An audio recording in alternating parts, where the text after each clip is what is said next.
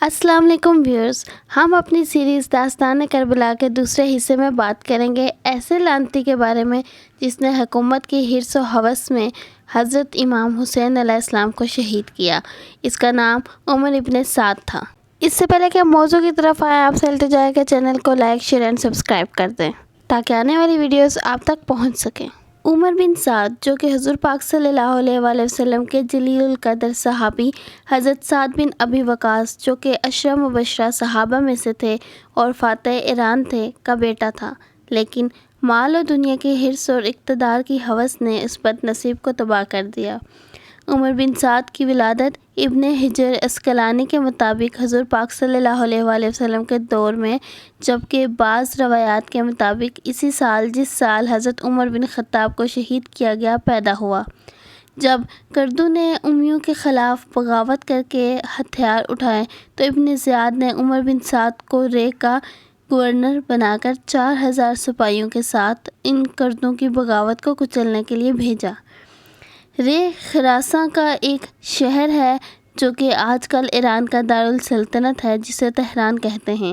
ابن سعد ابھی راستے ہی میں تھا کہ ابن زیاد کو بسلسلہ امام پاک کسی ایسے شخص کی ضرورت پیش آئی جو ان کا مقابلہ کر سکے، چنانچہ اس نے ابن سعد کو واپس بلایا۔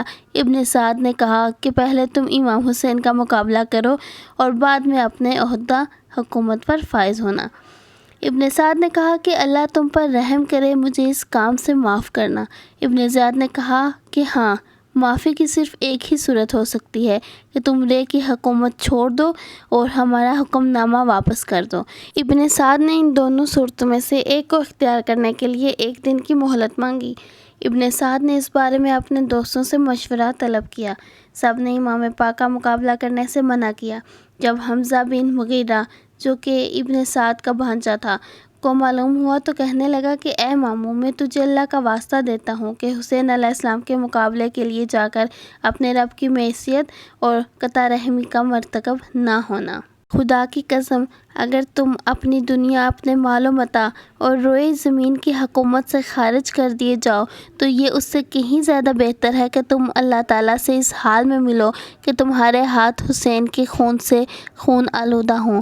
ابن سعد نے کہا انشاءاللہ میں تمہارے مشورے کے مطابق ہی عمل کروں گا۔ ابن سعد ابن زیاد کے پاس آیا اور کہا کہ آپ نے میرے لیے ایک حکومت کا فرمان لکھ دیا ہے اور لوگوں کو معلوم بھی ہو گیا ہے، لہٰذا اس کا نفاذ کر دیجیے اور امام حسین کے مقابلے کے لیے فلاں فلاں اشراف کوفہ کو میرے ساتھ بھیج دیجیے۔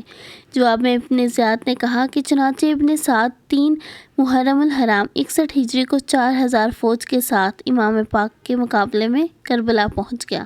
کربلا پہنچ کر ابن سعد نے ارزا بن قیس کو حکم دیا کہ حسین کے پاس جا کر ان سے پوچھو کہ وہ یہاں کیوں آئے ہیں، لیکن ارزا ان لوگوں میں سے تھا جنہوں نے آپ کو خطوط لکھ کر بلایا تھا۔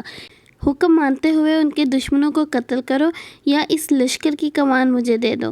ابن سعد کو ایک بار پھر موقع ملا تھا کہ وہ لشکر شمر کے حوالے کر کے اس ظلم کے ارتکاب سے بچ سکتا تھا، مگر اس کو تو رے کی حکومت چاہیے تھی۔ وہ بدبخت چمن زہرا کے پھولوں کو خاک و خون میں تڑپانے کے لیے تیار ہو گیا۔